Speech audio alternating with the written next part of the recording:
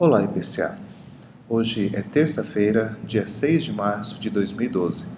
Estamos no nosso 23º dia de Maratona Bíblica. Nossa leitura será nos capítulos 3 e 4 de Lucas. Esse trecho, Lucas registra o início do ministério de João e de Jesus. O ministério de João iniciou-se num contexto de grande conturbação política e religiosa. Diversos governantes dividiam o poder na terra de Israel. E até mesmo havia 2 sumos sacerdotes atuando ao mesmo tempo. A situação espiritual de Israel não era melhor.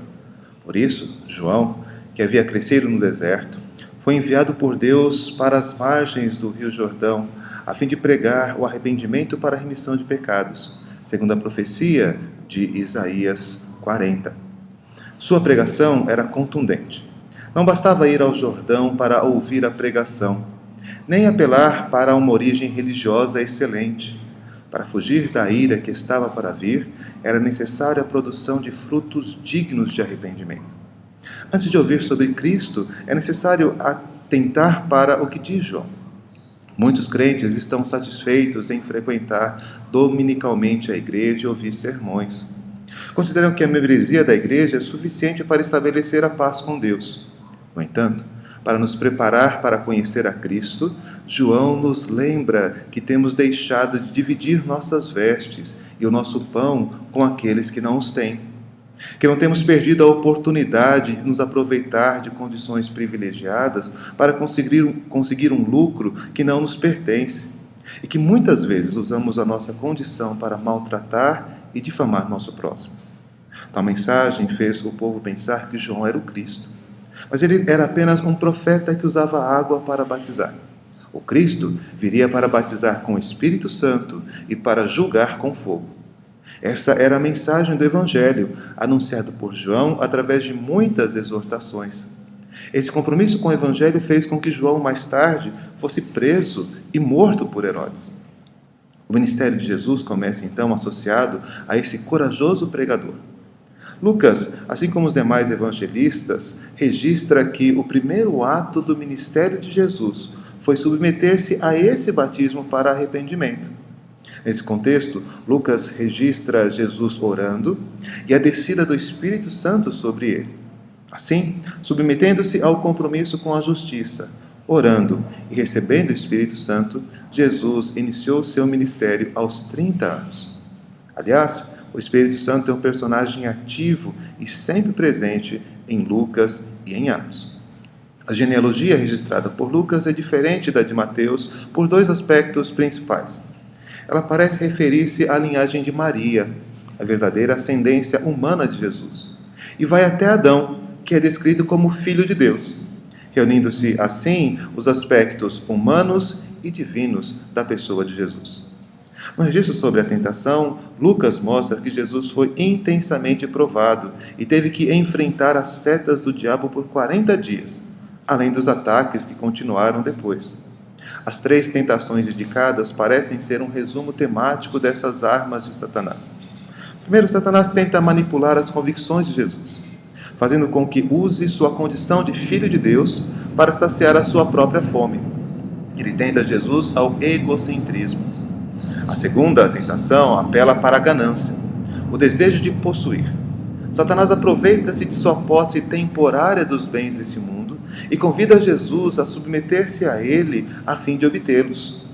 Por fim, Satanás leva Jesus a um lugar público e visível e o tenta a demonstrar seu poder de forma miraculosa. A realização de milagres foi uma das características do ministério de Jesus, mas eles jamais se destinaram a ser uma demonstração de poder. Talvez seja por isso que Lucas seja o evangelista que mais tardiamente registra os milagres de Jesus. Todas essas artimanhas de Satanás foram vencidas com a citação da palavra de Deus. Temos diante de nós uma clara instrução de que só há uma maneira de vencer Satanás: viver de acordo com as Escrituras.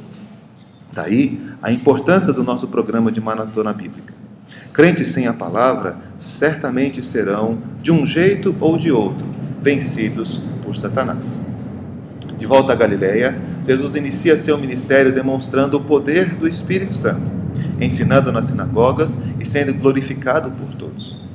Em Nazaré, cidade onde nasceu, Jesus usa um novo texto de Isaías 61, para demonstrar e descrever o seu ministério.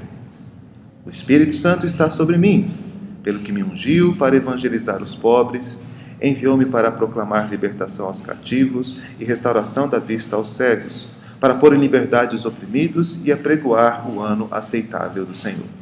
Era o jubileu messiânico que começava a cumprir-se naquele dia. No entanto, as palavras de Jesus foram recebidas com ceticismo. E já aqui temos as primeiras indicações de que os judeus rejeitariam o Evangelho e que o privilégio da redenção abençoaria majoritariamente os gentios, como aconteceu nos dias de Elias e Eliseu, e como agora demonstra Lucas claramente nos 2 livros que escreveu. Tal referência provocou a ira do povo que expulsou Jesus da cidade e tentou matá-lo. A partir de então, Lucas registra alguns milagres de Jesus. A expulsão de demônios e a cura de enfermidades, ambas confirmavam o ensino e a autoridade de Jesus. Mas a despeito dos pedidos da multidão, Jesus não se desviava do seu propósito de anunciar o Evangelho, indo também pregar nas cidades da Judéia. Em resumo, ao descrever o início do ministério de Jesus, esses 2 capítulos nos desafiam a ouvir e praticar com diligência a palavra que ouvimos.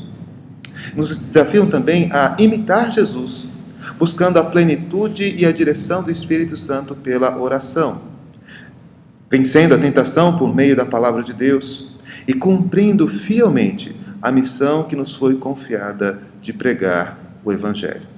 Tem sido assim a sua vida?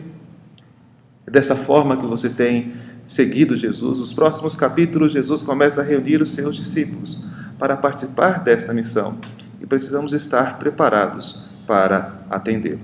Ore agora comigo.